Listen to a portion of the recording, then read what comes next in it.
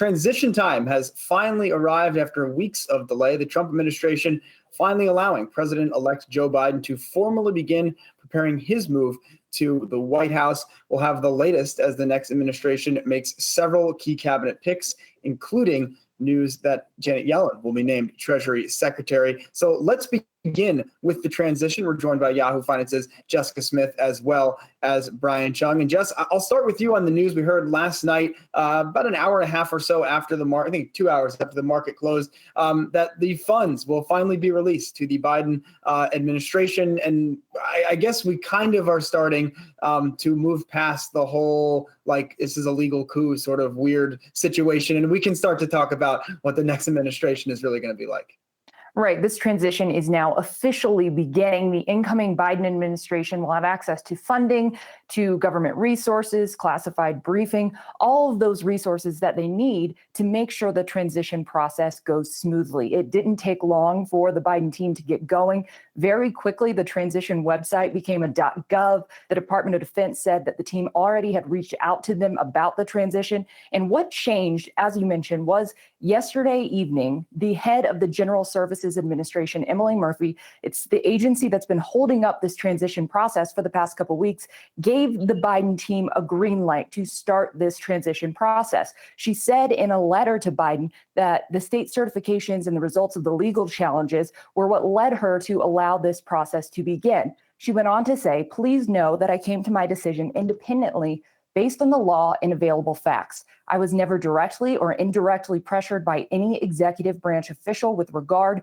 to the substance or timing of my decision." Now, President Trump tweeted shortly after saying he didn't want Murphy to be suffering through these threats and harassment that she was facing. So he was going to move forward with the, quote, initial protocols.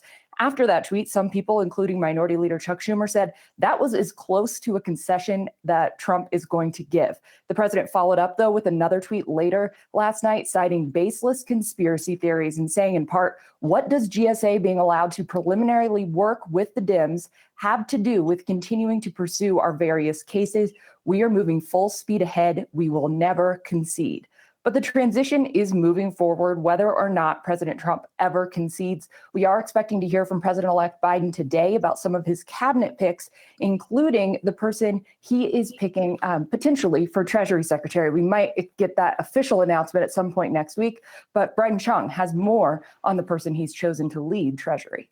Well, no official announcement yet, Jess, but it does appear that former Fed Chair Janet Yellen will be the 78th Secretary of the Treasury, barring any sort of hiccups in the confirmation in the Senate. Now, the announcement coming, or rather the report coming from the Wall Street Journal yesterday in the afternoon, this would make her, again, if confirmed, the first female Fed chair, or rather the first female to lead the Treasury Secretary, and the second person to take on that position after serving as Fed chair. You would have to rewind to the tenure of G. William Miller to find the last Fed chair to be leading this particular area. Now, as far as career highlights, she was the Fed chair from 2014 to 2018, the vice chair from 2010 to 2014. And before that, she was also had some experience inside of the White House engineering fiscal policy before.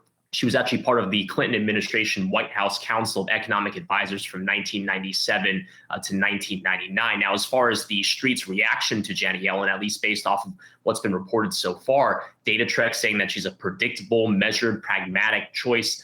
Chris Rupke over at MUFG saying that there's no one more qualified, that this is a great choice. And for anyone that's kind of concerned with the idea of maybe someone with monetary experience heading the fiscal policy side of things, keep in mind that she's a labor economist by background. So even at the Federal Reserve and prior to that in her career in academia, she's always been focused on where jobs come from, how wages grow in a given economy, which would mean that now that her ability to be on the fiscal policy side of things may help her try to engineer a labor market recovery in the conditions that we find ourselves in here in COVID-19. But again, Janet Yellen, not official yet, but reported to be that 78th Treasury Secretary pick, barring Senate confirmation. Miles?